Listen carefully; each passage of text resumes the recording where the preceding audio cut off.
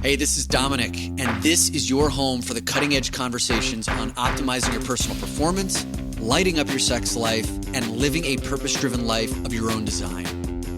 These are the topics that Dominic and I have both struggled with in our own lives and still don't always get right. This is Brian. Welcome to the Great Man Podcast. What is inner work? That's a question I get asked all the time, and the answer is really quite simple. Inner work has two components. The first component is, how do you want to feel in your inner world? What are the feelings you want to experience in your inner world? Every action you take, every behavior, every goal that you set, every relationship that you enter is because you believe those things will produce a set of feelings in your inner world. And yet most men have not identified with enough precision how you want to feel in your inner world, and therefore you enter relationships or you set goals or you take actions that actually take you further away from how you want to feel. The second component of inner work is, what are the values that guide your life? And the values are intricately tied to your identity, your self-concept, who you believe yourself to be. And yet identity is oftentimes an artifact of the past. If you break down the Latin root of the word identity, it boils down to repeated state of beingness, which means your identity has formed from a repeated way of being over time. That's rooted in the past versus a conscious, intentional creation of who you want to be in the future. And therefore, oftentimes, your values are actually born through drift, not consciously identified. So again, the two key components of inner work: what are the feelings that you want to feel in your inner world, and what are the values that guide your life? And I got to give a shout out to Bethany Butzer, who had the TEDx talk called Stop Trying So Hard, Achieve More by Doing Less. I'm going to link that in the show notes. She's the one who helped give those key components to inner work. Now, when I ask men to dig in on that first question, that first component, how do you want to feel in your inner world? Many of the responses I get back are, I want to feel powerful. I want to feel purpose-driven. I want to feel confident. I want to feel my fire burning. Can you relate to that? Now, to access those feelings, you often call upon your inner warrior, that part of you who moves through life with a purpose and a plan and who won't be stopped by anyone. You know what I'm talking about, right, fellas? And yet, you probably also know what it's like when you live too much of your life from your warrior. It's exhausting. It feels like you're constantly fighting or grinding or striving, living a life anxiety-ridden with no end in sight. So what happens when you tip too far into that part of the warrior? Well, then you let the pendulum swing to the other extreme. You tell yourself to stop giving a fuck. Then you let your dreams fade. You let commitments drop. You pull back from the center of your own life. Slowly and surely, you let opportunities slip through your fingers. You start to drift. You start to feel soft. You question your drive, all the while the fire slowly starts to burn down. That's when the self-loathing cycle begins and the inner critic puts you on blast.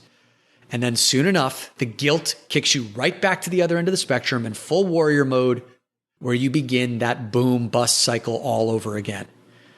Guys, I've been there so many times, and it's an exhausting way of living life. But what if there was a less extreme, more efficient way of accessing your warrior energy on your terms and under your command? How could your life feel without that boom bust cycle, and instead walk a steadier, more intentional middle path where you call the shots on when and how you dial up and dial down the warrior energy in your life? Now, that requires a new level of heightened awareness, of emotional maturity, and self-command that must be practiced. So in today's episode, Brian and I talk about our own personal experiences with that boom-bust cycle and how we're cultivating that intentional command of where and when we summon the warrior energy in our lives. Let's get after this conversation on winning the battle with the warrior within you.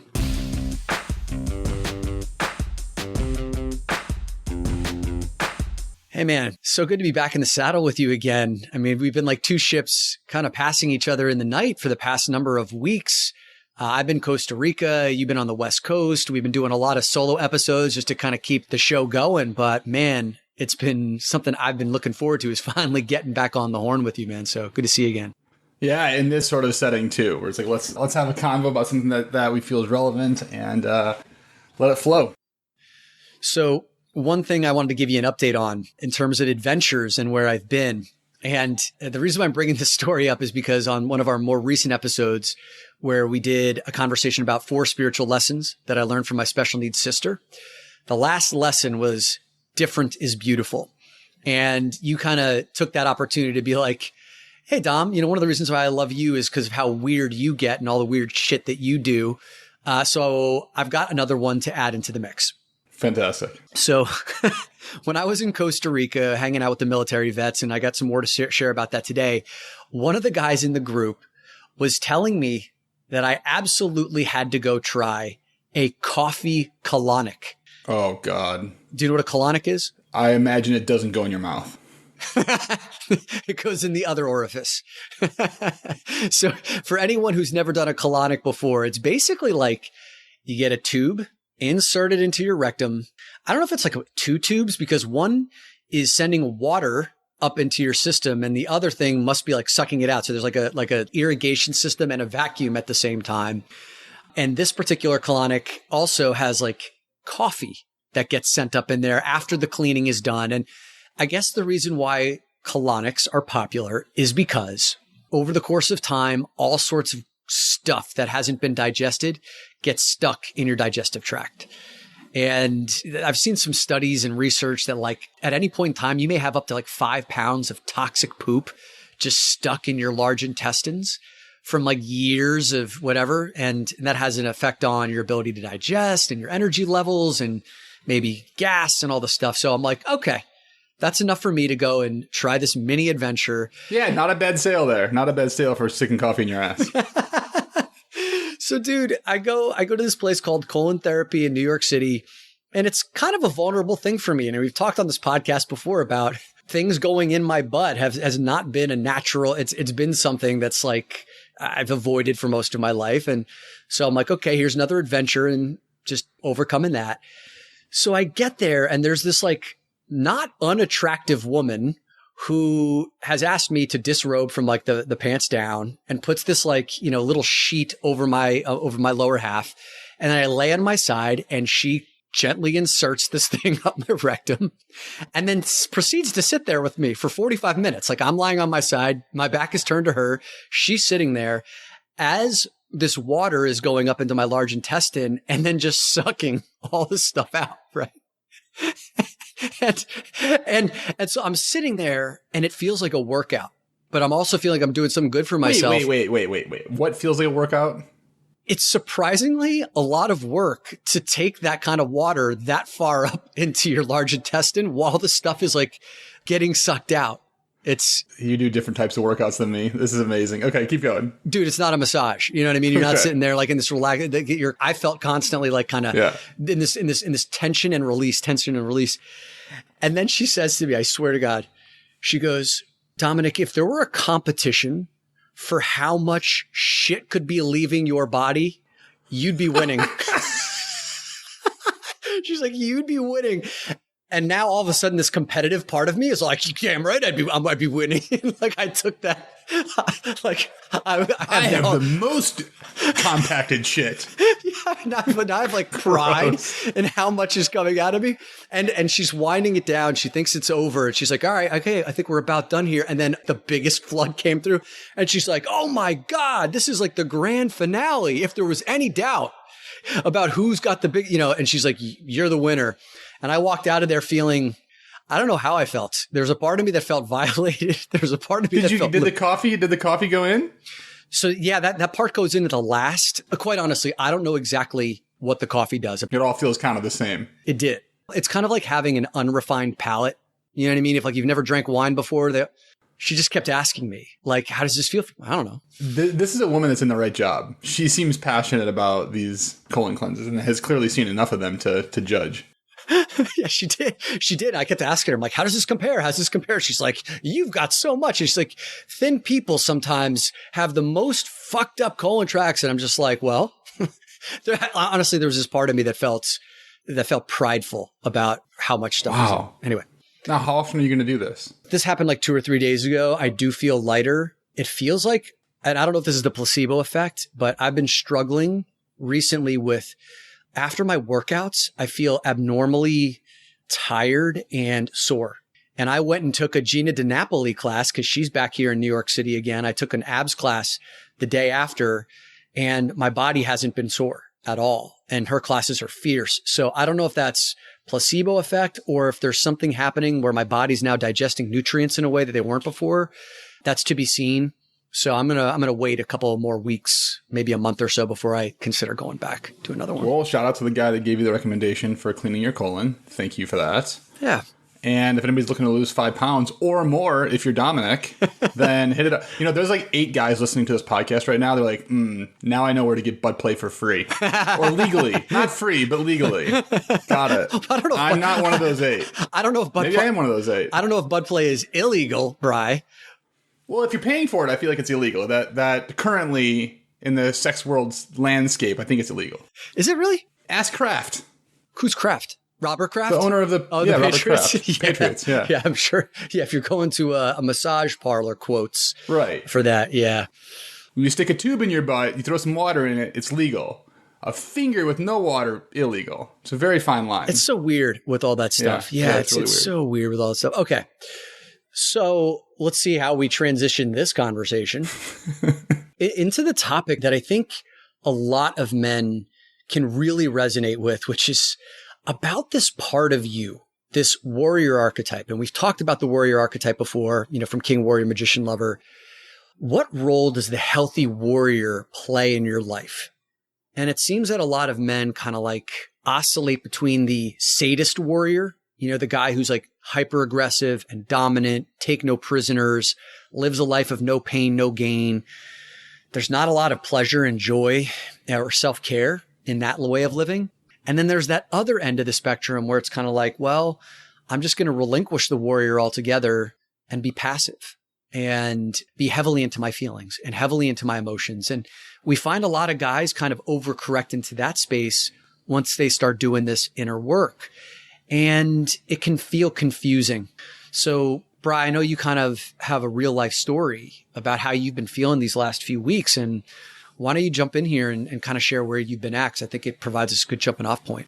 Well, that pendulum that you're talking about from this hyper masculine, which is where I was at, right? And in that space, everything felt like a fight. Even things that didn't have to be a fight were a fight. Like that fire was burning hot. And when I started this inner journey, I was intrigued because I felt these feelings before. I hadn't been able to go into situations and be more intuitive and be more attuned to what's going on in the room. And so it's a very attractive path to go down. But what I've been feeling as of late is maybe I've gone too far. Maybe I've slipped more into this passive, this like not fighting for everything, but fighting for nothing. And whether that's in business, relationship, decision-making, I can feel that my sword, my decision-making process has been fuzzy. I've been moving at a slower pace. And I'm at that point now, I'm tired of that. I'm ready to actually bring some of that previous masculine back in, but it comes with the fear of like, well, where's the middle ground? Let's dig into that a little bit further, man. So when I was in Costa Rica with the military vets, and again, these guys are like, you're talking about special forces, super elite, top percent of the percent, like the 1% of the 1%. These are guys who've seen combat, Navy SEALs, Army Rangers, Marine Recon guys.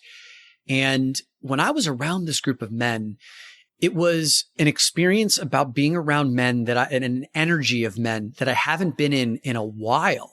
These were super masculine dudes who have been trained in traditionally masculine ways, right? Like confront suffering. These guys who have been through hell weeks. These guys who have been broken down. These are guys who train physically to the point of throwing up. These guys have all suffered massive injuries. Many of these guys in war have lost limbs or, have had their physiology reconfigured forever. Guys walking with limps or with canes, etc. And to be around them. And also these guys are trained killers. These men have all taken lives, have had lives of men taken from them. They've seen the gruesome horrors of war. And to be in that energy with these guys, it was really powerful, and it woke something up inside of me because I was like, I've been missing this. There's something about the way that they walk through life. Like, these are all men who have been trained to serve an ideal higher than themselves, to pledge an allegiance to something outside of them, more important than them, to transcend the limitations of their mind. And I have massive respect for that. And there's one of the guys who I was down there with. His name is Roger Sparks. He's one of the most respected men in the Marine Recon Unit. And he won the Silver Star Medal, which is, I guess, the third highest honor of valor for how you show up in combat. And one of the things that he did as a pararescue man, which was, he actually trained in the Air Force as well. He was one of the guys who would get dropped into Afghanistan. And over a period of like one of the most gruesome battles over an 8-day period, he got parachuted in to save wounded soldiers from bleeding out in battle. And for 8 days, he saved lives, men's lives were lost in his lap, etc. And I'm reading like his story of childhood and how he became a military guy. And, he had grown up in violence, and violence was something that he resonated with. His father was a very violent man, but he also loved his father. His father loved him.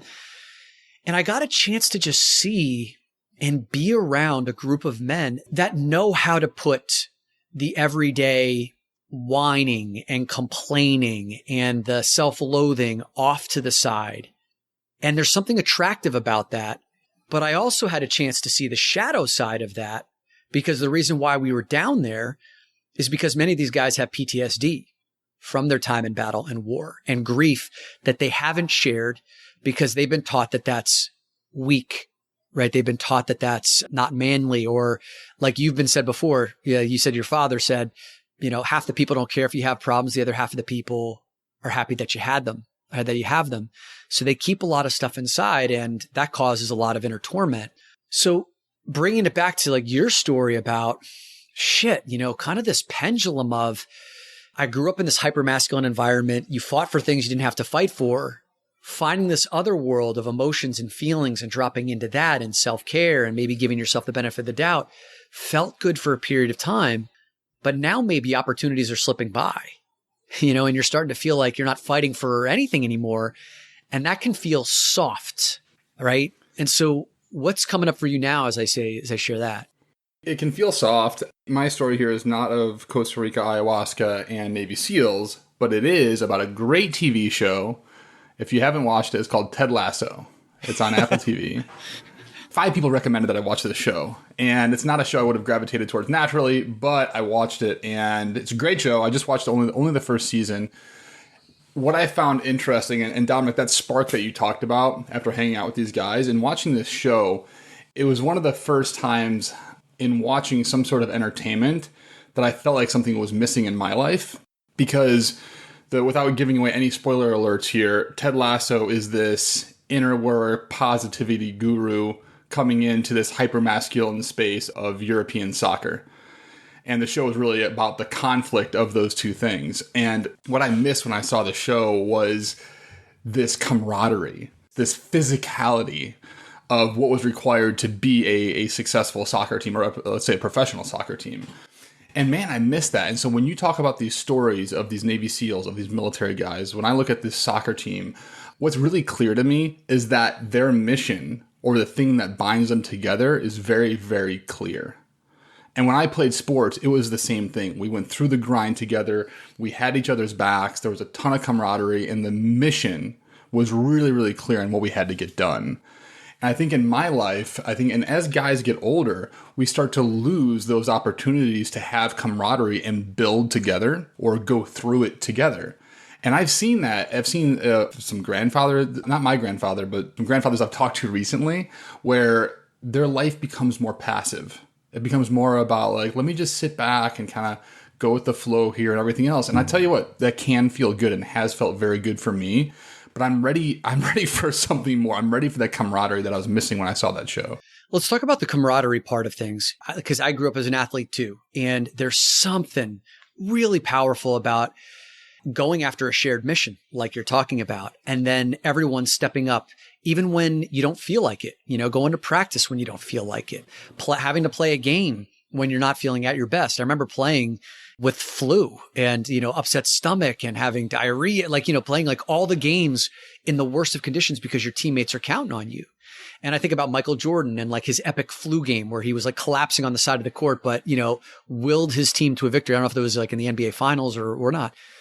Those are the things that are hard to replace in terms of camaraderie and bonding with other men, because there's something about knowing you can count on another man when the stakes are at its highest that brings you closer to other men.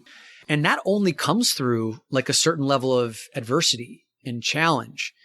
That's why, when you read about like Roger Sparks, the man I was just telling you about who wrote the book Warrior's Creed that I'm reading right now, he left the military and then came back because he missed the brotherhood. He missed that camaraderie. He missed that whole thing of a group of men who were striving for something bigger than themselves. And a lot of guys who leave the military want to come back into that. A lot of athletes who, leave their career want to come back and find something.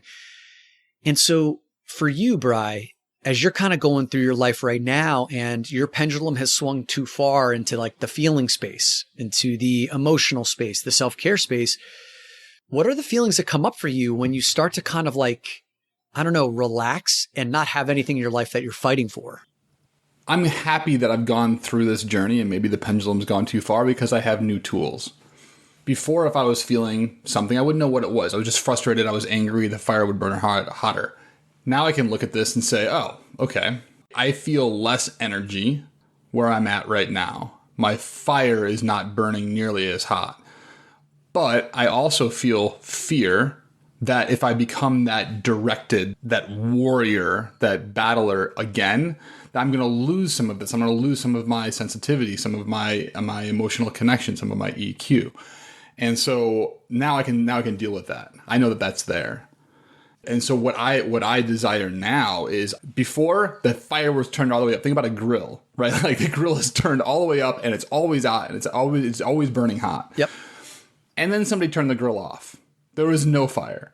What I want is the ability to control that, to knowingly control when to turn that flame hot and when to turn it down. And I feel like that's the part that I'm missing right now.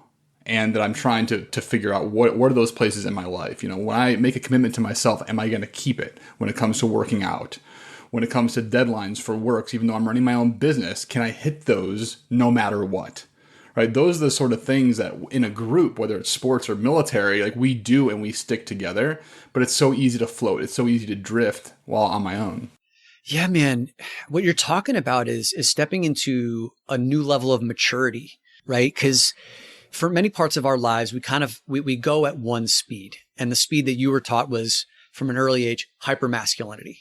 So set goals, crush goals, get things done, kind of live in that no pain, no gain kind of mentality for life. And when you're a hammer, everything looks like a nail. So like, you were saying before, maybe before we started recording, you were like, I fought for things that I didn't have to fight for.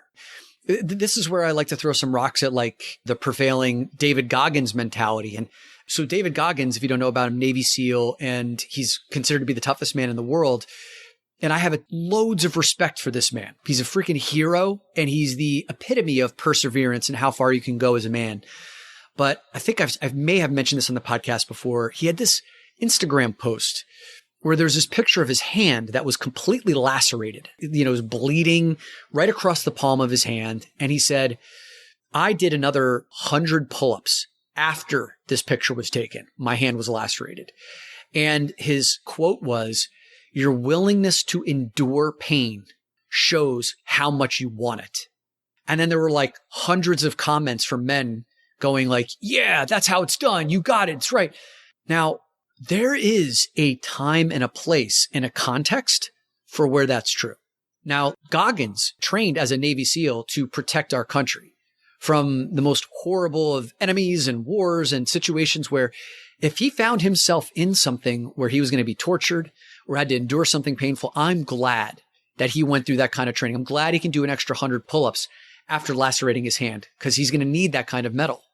But if we are pushing this off on men who are living normal civilian lives, over a course of a 70, 80, 90-year life, that mentality of your willingness to endure pain shows how much you want it is really signing you up for a life of pain.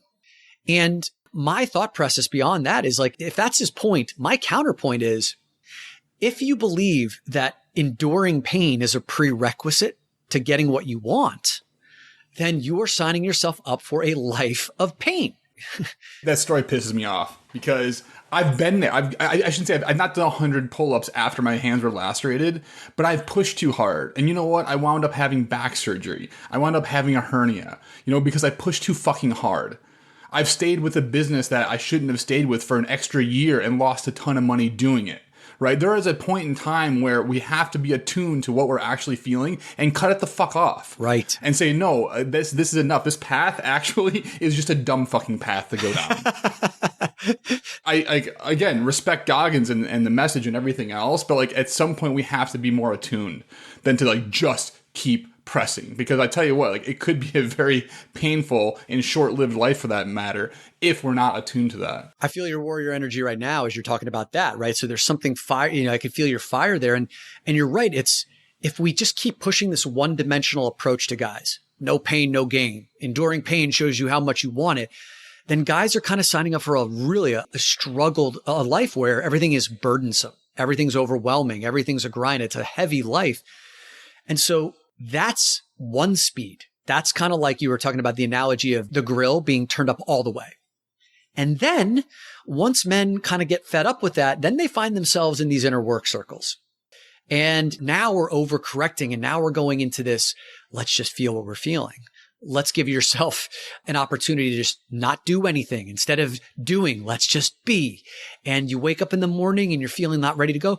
Give yourself a day off. And there's a lot of merit to that, to kind of exploring an arena that you've shut off completely. That feels good for a while. But then that overcorrection is also not sustainable. Michael Singer talks about this all the time. The way of the middle path is that path of enlightenment, because living in the extremes is an incredibly inefficient way, because your entire life is spent trying to balance out what is out of balance. Think about it like you eat too much over a period of time, you're overweight, and then you go on this crash course diet to correct it. You work too hard, you get burned out, and then you say, fuck it. You spend too much of your life becoming a people pleaser and caring about what everyone else has, and then you say, I don't give a fuck. It's just this one side to the other. If you were a sprinter trying to run a straight line, but your arms are flailing out to the left and right, you're going to lose to the guy who's got his energy in the north-south direction.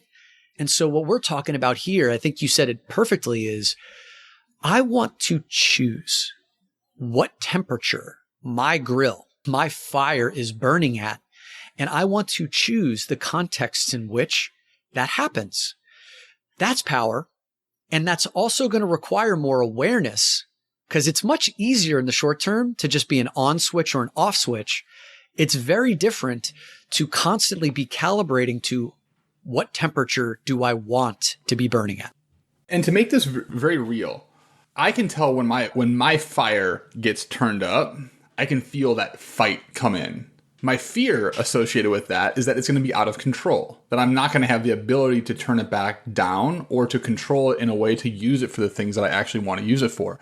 This happens often at work. If something doesn't go the right way, I can feel that flame start to come up in my chest, and I can feel me reacting to it. Where the inner work comes is, can I still feel that fire, but use that fire in a way that's productive instead of just burning a path through anything? And I think when we think about successful business guys or sports guys, they burn right through that path. And so that I don't want to go there. And I find catching myself there often. So again, my goal here is to how can I know where that flame's at any given point in time, turn it up, turn it down when I need to, as opposed to just shutting the whole thing off because I'm afraid it's going to burn down the house. Yeah, right. So I think like what could be really powerful for the men listening here is, you were talking about before we started recording, some of those key awarenesses that you have of when you know that your fire isn't burning. So what are some of those things where you've realized that the fire has dimmed? Yeah, so really there's some specific examples. One around body and feeling and fitness. I have very much, I think, used the example here, like get up in the morning, I'm going to sleep in a little more, I'm going to feel a little bit better. I do that enough and these things start to stack up to a feeling of life of drift, a feeling of life of like no direction. And so body for me, if I'm in really good shape, I probably got that fire primed right where it needs to be. So body is a really big one. When I start to feel fear of putting myself out there, of getting my business, my mission, out into the world, if I'm starting to feel fear and I become less public, that's usually because I'm floating. I'm not as connected. My fire is turned way down. That's even true in friendships for me, in relationships. I'll reach out less if I'm not feeling as good. So that's a really good indicator for me, is like, how connected do I feel to the people closest in my life? What's my body look like? Do I feel like I'm putting myself out there and taking risks? I'm less likely to take risks when my flame is down. Yeah, that's and those things start to add up, right? You wake up in the morning enough days and you skip the workouts. And then over time, the body doesn't feel or look quite the way that you want it to. You stop taking the risks and you can see these opportunities are starting to pass you by. And then there's a cumulative effect over a period of time where it's like, I'm less social, I'm taking fewer risks, I don't feel or look the way that I want to. And when you stack those up on top of each other, then this like nebulous malaise starts to kick in. It's kind of like, where did my mojo go? And it can really kind of creep in there, just kind of like an invisible gas. And it's like, why does it smell so bad in here? And it's over time and you're like, shit, here I am again. And it can be hard to pinpoint that it's the fire that has dimmed. And my personal experience with that, this is a story that happened last year when the pandemic hit. And, we went into lockdown. I'm a single guy living in my apartment here. And most of my business had been built around doing keynote speeches and corporate workshops. All of those were canceled. All of a sudden, I found myself with loads of space and time. And there was like really no clarity and no path to do work. It actually kind of like forced me into a way of living that I'd never lived before, which was really around spending 80% of my time in self-care. And for a couple of months, it was actually it was an adventure in self-care. 80% of my day was spent doing lots of meditations and journaling and reading and working out. And it felt phenomenal. It was foreign at first, but then it got phenomenal to just learn how to shift into a different gear that I'd always kind of thought as weak or too self-indulgent. And I learned how to build that muscle. But over time, I felt like opportunities had passed me by. I felt like I wasn't taking as much risk. I felt like I wasn't fighting for something in my life. And that's when I took my trip to Idaho and for a week in nature, did some mushrooms, had some San Pedro with the mushrooms, the grandfather energy. And the message that came through from the grandfather energy was, you got a chance to enjoy these 2 months, Dominic, but you've gotten soft and it's time to kick into another gear. And I remember coming back from that trip feeling like a new fire burning. I didn't quite know where to place it. And then that's when my book got published. And then the whole Bach fiasco happened, with all the misprints and the poor caliber of the book. And I had to fight for that. And then Porngate happened, the email that went out to 300 of my corporate clients around porn that basically evaporated the rest of my corporate business, which caused me to make a really tough decision to close down my corporate work and to go 100% into the men's work. And all of a sudden I had this new thing to fight for. And it was uncomfortable. This is the thing. There was a discomfort that I had to, it was actually force fed to me. It's not like I really welcomed it in. It was like, it was shoved down my throat. It's now time to get uncomfortable. And it's now time to fight for something, which I believe are two characteristics of my warrior energy come into play. Stepping towards the edge, stepping outside myself.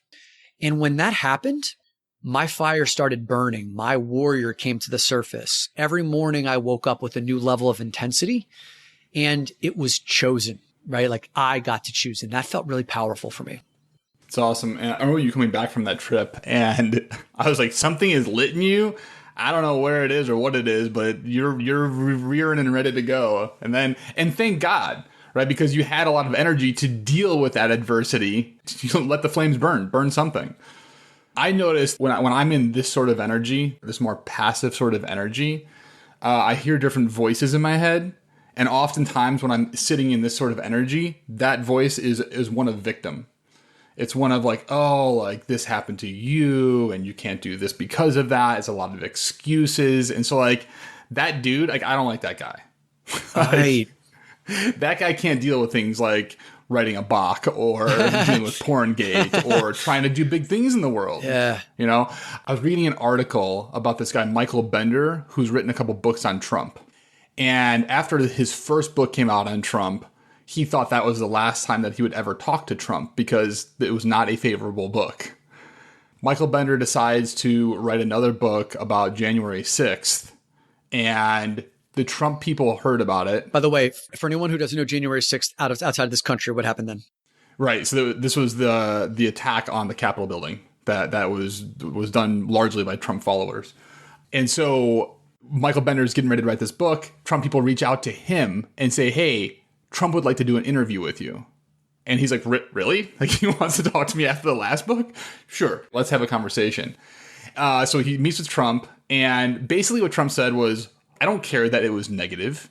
It's fine. Like as long as I'm relevant, as long as I'm like, and this is not Trump's words, by the way, but like this is Michael Bender saying what he felt that came from Trump. But basically said, I don't care if it's positive or it's negative. It makes me relevant. Right. All press is good press. So that was Trump's. All press is good press, right? And while I ideologically fundamentally disagree with Trump, when I look at my own life, when I look at that fire, when that fire is turned down, I'm just like, you know what? Irrelevant might be okay. That's fine. You know, when that fire is turned up, it's like, no, like this is the good I can bring into the world. This is the beauty that I can bring into the world, and the world can change because of that. And I've been on both ends of the spectrum here, trying to change the entire sexual health world, right? Like that was really, really great. But also maybe that flame was turned up a little too hot in that area. So feeling like a victim is one side of it. And then feeling like I need to change the entire world is on the other side of it for me.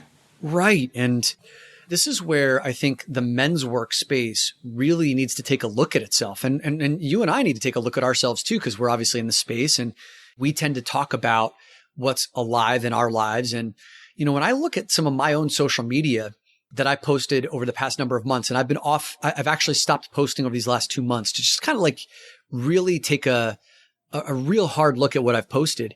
If you were to come to my page, you would probably think that I'm much more of like the softer, apologetic, you know, masculine kind of guy. And that's not me at all. I think I've been kind of that hyper masculine guy for most of my life, and I've overcorrected. But what I do love is I do love the guys who have that warrior energy, who show up when it's inconvenient, when they don't want to, who can subscribe to something, you know, pledge an allegiance to something higher, and also who are willing to deal with that confrontation, you know, that conflict. Great example. Last night, Mastermind 2.0. So this is the newer group of guys who have just started within the past like 2 or 3 months. We have about 8 guys in that group. And we were doing this emotional mastery dojo where we're kind of stepping into some of the more difficult emotions around fear, anger, racism, the energies that come up around racism. And there was this instance last night where there was some friction between some of the men in the group. And one of the guys in the group who may have perpetuated that, he, from a beautiful place of compassion, he apologized. He said, hey man, I'm sorry if I caused some friction, you know, as I was kind of digging into you. And that was a beautiful thing to say. And also, I don't want to apologize for friction in those environments either, because in some of those spaces, sometimes the friction is absolutely the thing that we need to learn how to deal with in a powerful masculine way.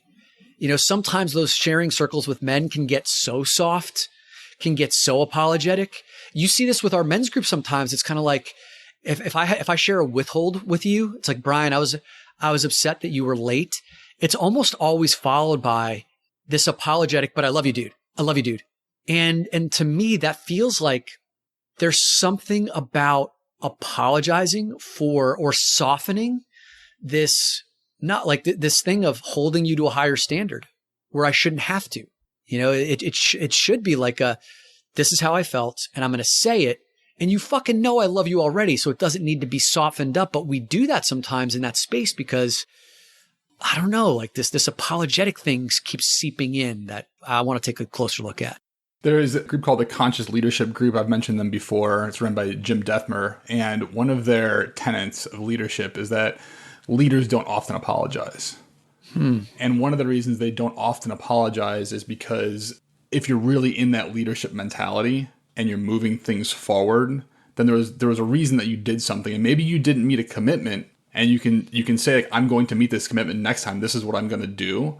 But as soon as we give that apology sort of energy, we can kind of lay back and say, like, well, I apologize for it. We're all good. And so, like, there's definitely places, by the way, I'm not saying don't ever apologize. There's definitely places where we need to apologize. But oftentimes we're over apologetic for the things that we should just step up and do differently. That reminds me of another thing that happened last night in the Mastermind 2.0 call. I was digging in to one guy emotionally and I asked him a question about how he was feeling. And I said, here's what I was feeling from you. And I stated it. And what I was waiting for was for him to respond to me when one of the other men in the group jumped in to ask a different question. And I cut him off and I said, hey man, not right now. I want him to respond to this question. And it was absolutely the right call to say, hey, hold on. Like this hasn't been metabolized yet. But there was this part of me that wanted to apologize to the guy who had jumped in because we're still getting to know each other. You know what I mean? That kind of thing. I didn't want him to feel alienated and I didn't want him to be angry at me, that kind of stuff. But then when I sat with it, I think I came to that conclusion that you just talked about. And that was really helpful for me to hear is I didn't end up apologizing to him. If you were paying attention, it was very clear that what I had shared with this one man hadn't been metabolized yet. And I was protecting the space so that he could respond to me. And hopefully that lesson was learned. And if he's got, if that man has an axe to grind with me, great. That'll be brought up later. And then we can use that as an awesome opportunity for conflict communication. That it comes up with a belief that the people that we're dealing with are going to be open and transparent and honest with us. Because if not, he could hold a grudge and not like you anymore and leave the master, like whatever, right? But if he's being open, truthful, and transparent, he's going to say, Dominic, that pissed me off. And then you can deal with it. Otherwise, that leaves you in a place where you're apologizing for everything that might have upset somebody else. And that's really fucking slow. That's not a way to run a business. And so, like, I think that's one of the biggest things. If I'm in a state where my flame is lower, I'm often apologizing for things that, like, may not even need an apology. Probably shouldn't have an apology. Whereas if my flame's turned up, typically I'm just going. I'm moving because I'm so directed. And if that's pissing people off, they can let me know. That's okay, and I'll address it. But I'm not sitting there apologizing for everything, trying to, like, stamp out any kind of conflict. See, this is so important because once we get our senses more attuned to other people's emotions and other people's feelings and other people's energies, and we start to notice that our words have real impact on others, then when we see or feel or experience that our words have done something to trigger another person, then we oftentimes end up being apologetic. We end up tiptoeing. We end up not wanting to trigger. And that could become overly cautious. And I know that you and I became super conscious of that, especially when we were walking into like women's spaces. Let's honor women. And there's kind of that like pulling back of anything that could be remotely close to a line that could trigger someone, versus being aware of where those lines may be, but also like speaking truth and realizing you are going to trigger and then welcoming that as an opportunity to be like, okay, great. This is now a chance for me to practice my healthy warrior energy, to acknowledge my words had an impact.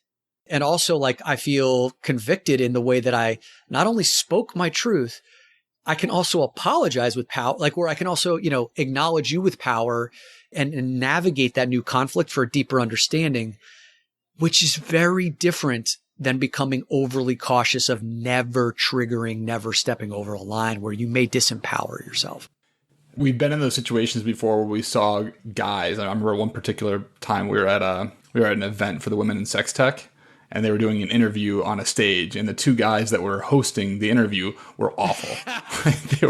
They were a combination of blind, misogynistic, and just kind of said whatever, right? Well, and ready to battle for it, right? So this is that hyper masculine side of things that we're talking about. And I remember you and I looking at each other, we're like, wow, these guys could not walk into larger traps than what they're doing right now. So blind. And so the women in sex tech are like so blind. And they are badass women, right? They did not let them get away with it. They just kind of rolled their eyes or said something to them or what have you.